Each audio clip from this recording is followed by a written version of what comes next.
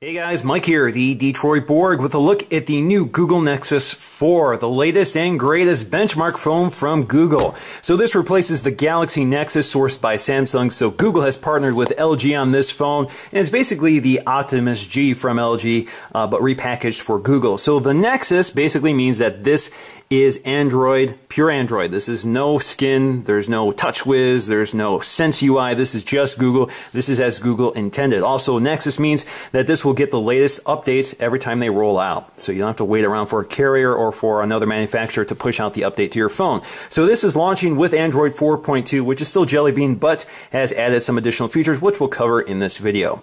Now, spec-wise, we have a 1.5 gigahertz quad-core Snapdragon processor. We have 2 gigs of RAM, and we have 2 storage options. We have 8 gig or 16 gig, and there is no expandable storage here, so you can't add an SD card to bump up the storage. So you probably want to go with the larger size.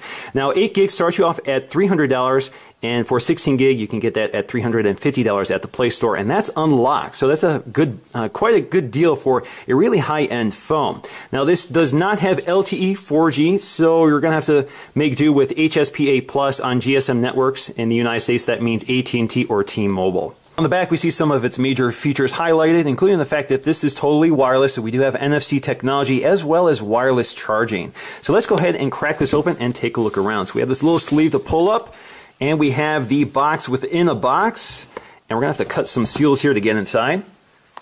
All right, so we cut those seals. I'm going to drop it. And there is our very black Nexus 4. So let's take a look around.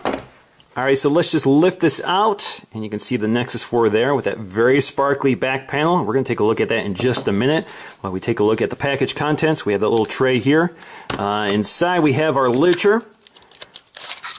So let's take a look to see what we get inside that packet. All right, so we have our quick start guide, which tells us a little bit about the phone in 2 different languages, English or Spanish, and we have our safety and warranty information. We also have our USB charging cable, which is a micro USB. We have a little SIM ejection tool here, and we have our USB wall adapter for charging the phone. Now, with the plastic removed, you can see we have that LG branding. All right, getting back to the phone, you can see it's covered in plastic, so let's go ahead and peel this off. You can see that the plastic actually indicates the functions of the buttons. So let's go ahead and peel this off. All right, on the back, we got one more piece.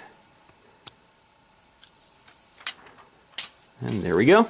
All right, with everything booted up, we can go ahead and take a look around the device. So here we have that 4.7-inch IPS Plus display. This is LCD, replacing that AMOLED display from the Galaxy Nexus. So this gives us a much higher screen resolution of 1280 by 768, which is good for 320 ppi. This is right up there with the iPhone's resolution, but over a larger screen. Now, because this is a Nexus device, we do have on-screen Android controls rather than capacitive touch buttons on the bezel like a lot of manufacturers tend to do.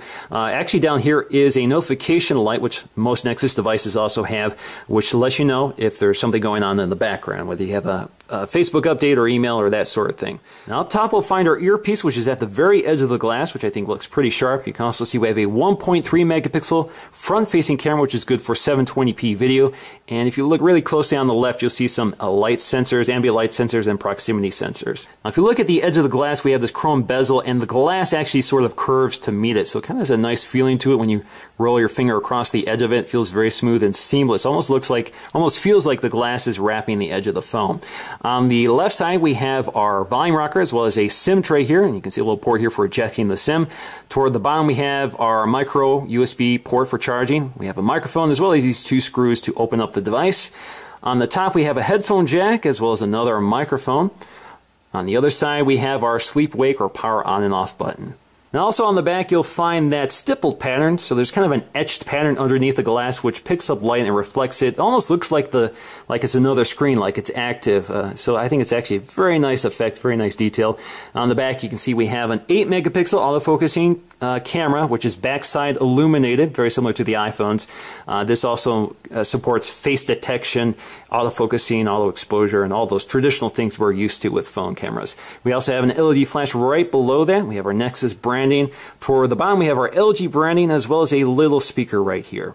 Now, Android 4.2 makes some of the biggest changes on the lock screen. So on the lock screen, you can now swipe to the left to launch the camera app. And there's some changes to the camera app which we'll explore a bit later. You can also add widgets here. So we have full screen widgets. If you swipe left, you can add one. You can see we have some selections here. So we're going to add my Gmail, and we're going to add my inbox here. Now there's a little bug here. In order for it to resize to the full screen, you have to close it and lock it and wake it up again. So if you swipe, you can see we now have our full screen email widget here, which I can read. And you can add another widget. You can keep adding widgets here. So let's go to calendar. Again, lock it, wake it back up, and it should be in its right place. There we go. You can also remove them just by tapping and holding them and taking them up to remove. Again, very similar to the home screen. You also have a clock here, which gives you some controls like your alarm settings here, so you can set your alarms. You can also select a timer here, another timer, and so you get some quick controls from the lock screen. And of course, you can still launch Google Now from the lock screen, so you get a little circle here and just swipe up, takes you right to Google Now. Now 4.2 also adds this quick settings control up here, so it gives you access to things like your brightness control, settings, your battery indicator, Bluetooth on and off, airplane mode, also your network settings. So for example, if we tap brightness here, we can control our brightness on screen right here, or we can set it to auto. Now as for the stock interface here, you can see that they've given us some widgets here. So we have the My Library, which will aggregate your Google library. That includes things like your books, music, movies, etc. So it all appears in this app, and you can tap on any one of them to jump right to it. We have a clock here. We have a folder full of Google apps. So plenty of apps here. So play magazines, play books, play movies, play music, YouTube, Google Talk, calendaring. We also have our contacts, Play Store, Maps, etc. We have our Play Store right on the home screen. We also have this recommended app or recommended widget here for recommending content from the Play Store, and you have room to grow. And of course, you can tap on the app drawer to get to more apps such as Google Wallets, Movie Studio, navigation, and etc. Now the camera app has some major changes here. So for example, if we tap and focus, you can see we get a little animation here, which indicates the fact that the camera is focusing. So you'll see green for focus, red for not focused yet. You can also tap and hold to get to your settings. So instead of pressing the settings button here, you can quickly access them. So you can switch your camera, you can switch on HDR, you can change your flash settings. So you can scroll to flash auto or flash on. You can also go to your exposure compensation here, so you can change your exposure.